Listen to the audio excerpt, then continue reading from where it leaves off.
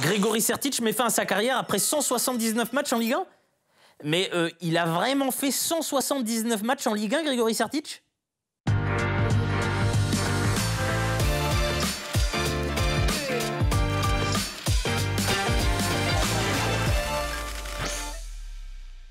Salut les footeux, je m'intitule JB Goupil, bienvenue dans le Bureau des Stats, l'émission qui vous dit tout sur les stats les plus insolites de la Ligue 1 Uber Eats. Au menu de cette 10e journée prolifique, 35 buts, 5 victoires à l'extérieur, 45 cartons jaunes. Suite à sa défaite à Brest, Lille n'est plus la seule équipe invaincue en Ligue 1 et PSG toujours en tête du classement avec 5 points d'avance justement sur les Lillois. Ah et oui, à noter, fait rare, 0 carton rouge, rien nada que dalle propre. Alors pour ceux qui se demandent, mais comment ça se fait?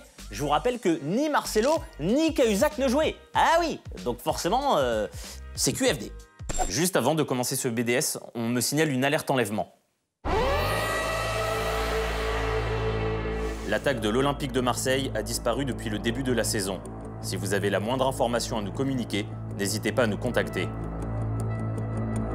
Et en même temps, l'Olympique de Marseille est la première équipe de Ligue 1 à gagner un match avec un seul tir depuis 2006-2007. Et statistiquement, ça fait du 100%. Donc respect les gars. Allez, place à notre affiche du jour. Nous avons opté cette semaine pour PSG Rennes. Le premier recevait le troisième. Juste avant la rencontre, le PSG comptait 3 petits points d'avance sur le club breton qui pouvait donc espérer recoller au classement. D'autant plus que côté parisien, on comptait de nombreux blessés. Franchement, la liste des blessés, c'est un annuaire. Hein. Et quand on voit travailler le staff médical de Paris, on comprend pourquoi.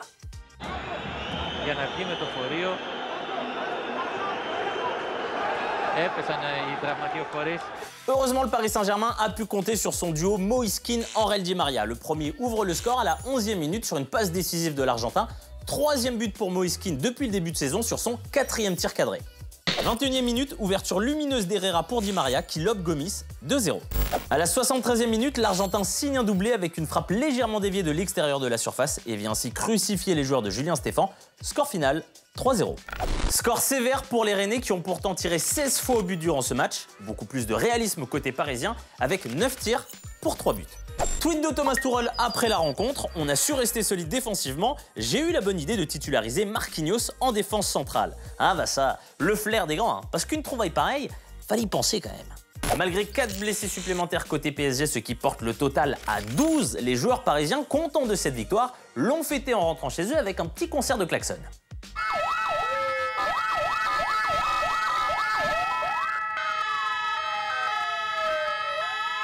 Place maintenant au meilleur joueur de cette 10e journée. Dans un match complètement ouf entre Lens et Reims 4-4, un joueur s'est démarqué. Il s'agit de Boulaye Dia, nouveau meilleur buteur de la Ligue 1 avec 8 buts, qui remporte donc le titre de meilleur joueur pour la 2e fois.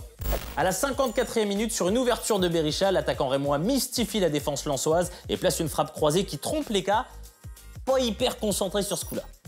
À la 79e minute, il est à l'origine du 3e but, son centre est contré par Medina qui marque contre son camp. 2 minutes plus tard, 81e minute, Dia élimine toute la défense lensoise et signe un magnifique doublé. Ses stats, 3 tirs, 3 cadrés, 2 buts. Et alors si vous trouvez que le ratio est pas dégueu, attendez celui de son début de saison, 10 tirs cadrés, 8 buts. Et alors pour les pointilleux et les perfectionnistes, sachez que tous ces buts ont été inscrits à l'intérieur de la surface, 4 du pied gauche et 4 du pied droit. Boulaye Dia, justement récompensé par le travail colossal qu'il fournit à l'entraînement.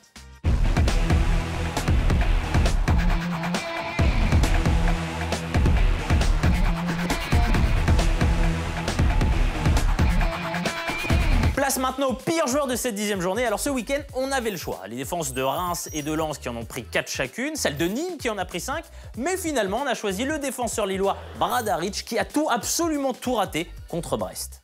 À la 15e minute, sur l'ouverture du score des Brestois, l'international croate est totalement dominé de la tête par Pierre Gabriel. 4 minutes plus tard, à la 19e, il laisse filer Honora qui centre pour Perrault.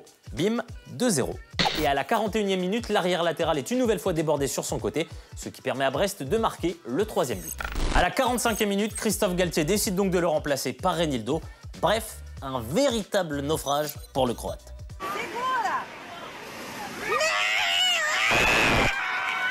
Bradarić qui n'a remporté que 33% de ses duels, le plus faible ratio de la défense lilloise. Bref, un titre de pire joueur bien mérité.